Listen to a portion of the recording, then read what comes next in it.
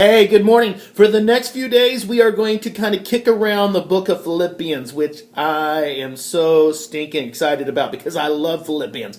Philippians, we're going to get our fill of Philippians. Philippians is all about joy. It's this little letter about joy, and I am a big fan of joy. I like to be happy. I like to have fun, and Philippians is all about joy. And here's the wild, wacky, kind of mind-boggling part. Paul wrote Philippians while he was locked up. He was in prison. Okay, and at the time, he's under a lot of criticism. He's getting constantly criticized by a lot of people who are supposed to be his friends. He has been beat up numerous times. He's been shipwrecked. Life is not a picnic. Life is not an amusement park for him at this point. But he still writes about joy. And he writes and he tells people to have joy. And he tells them to choose joy. Because joy is not a feeling. It's not... I'm giddy. I'm joyful. It's not about that. Joy is not a trip to Disneyland. It's not a big bowl of frozen yogurt or puppy dogs or unicorns or rainbows. It's none of those things, although we can find joy in all those things. Joy is a choice.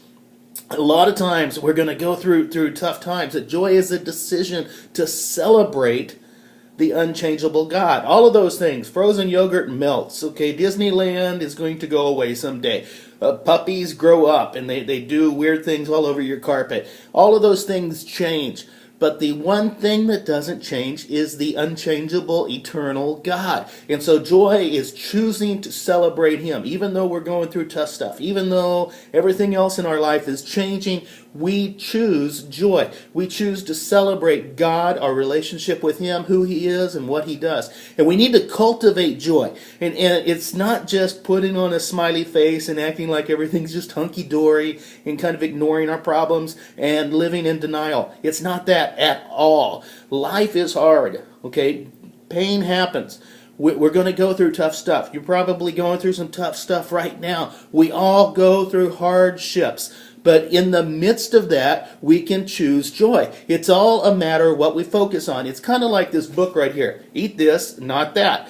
Paul is saying, choose to focus on this, not on that. Paul gives us some things to focus on when we're going through crud. He gives us some joy juice, basically. And in Philippians 1:6, we find the first big joy focus point, okay? And it says this: I am confident that the Creator, who has begun such a great work among you, will not stop in mid-design. I love that. But will keep perfecting you until the day Jesus, the Anointed, our liberating King, returns to redeem the world. You want joy? Focus on the fact that God is working in you. He hasn't given up on you, and He will not.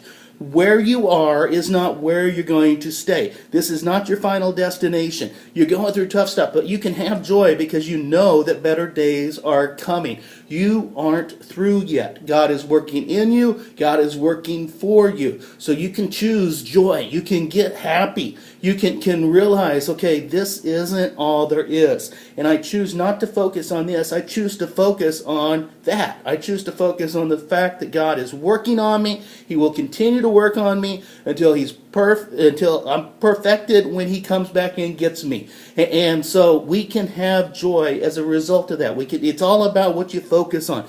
Choose joy today, no matter what you're going through. It's a whole lot more fun. Life is more fun when you choose joy. I choose joy.